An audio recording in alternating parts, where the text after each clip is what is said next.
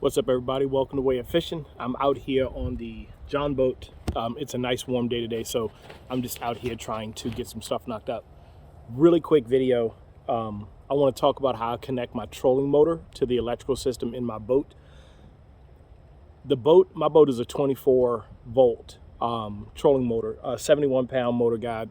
It's not one of the newer ones. I've had it for a while, but it's a tank. It's still kicking, still going strong. So years ago, when I first connected the motor,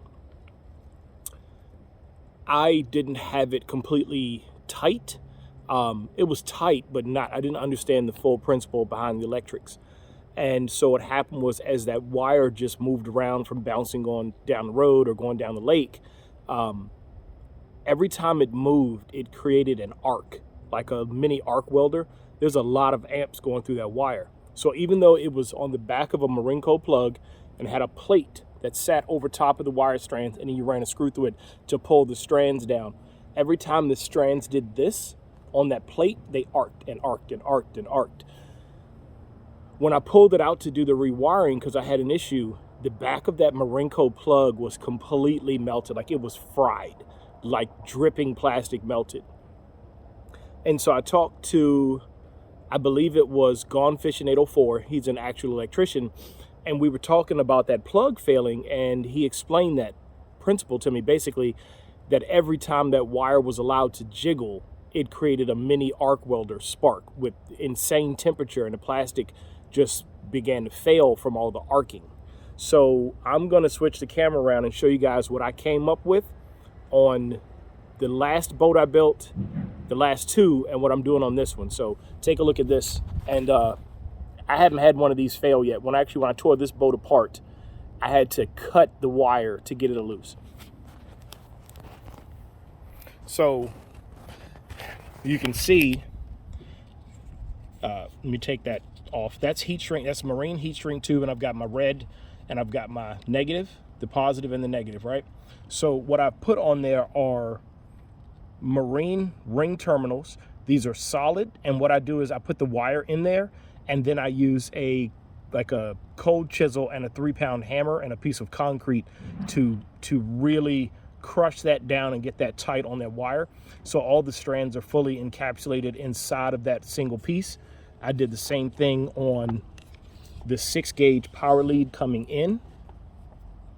Okay, and so then once I get that on there, then I heat shrink that with marine heat shrink. I did have to open up that terminal a little bit. It was really little for the post, so I needed a bigger post. And then under here, I don't have as much red power positive cable, so I'm gonna have to play with that a little bit. But essentially what I'm gonna do here, it's gonna be hard to do with one hand, is this is a stainless steel 1/4-20 by 1/2-inch nut. And then I've got somewhere floating around here 1/4-20 stainless steel lock nuts. I've also got a small tube of blue thread locker. So what I'm gonna do, if you can picture, is I'm gonna put this through the ring terminal.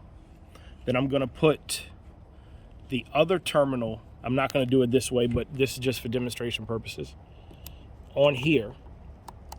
Then I'm gonna put the nut on the back of that. And then I'm gonna take 2 box-in wrenches, 2 crescent wrenches, whatever you wanna call them. You can use ratchets, you just use 2 wrenches. And I'm going to I'm gonna crush the life out of that connection. These won't be allowed to even spin in a pivot. It'll be so locked down, they won't move. And then I took it off, but I have a bigger piece of marine heat shrink here that I'm gonna slide over the line. Once I lock them down, I'm gonna put this over that connection, and I'm gonna heat shrink that onto that. And it does not move. So I can't film this and do this. So what I'll do is I'm gonna cut the camera off. I'm going to lock this down, then I'll show you. And then I'm gonna heat shrink it, and then I'll show you that. Okay. Some of the thread lockers spilled out, but you can see how, and that is not moving. That is absolutely locked down. All stainless. All right, And so now all I have to do is slide the heat shrink up, and that one's done. And then the pedal will go in there, wire up to the, we're good to go. So we get the heat gun real quick. Now, what I thought to do, this is the metal plate from the bottom of the foot pedal. I won't need it anymore. That's weight to keep it down. I'm actually going to screw the foot pedal down onto the floor. But I'm going to use that as a heat shield. I've got a couple sockets under here to give a gap, because as I do this, I will probably damage the carpet underneath. So let me see if I can do this with one hand. My trusty Harbor Freight heat gun.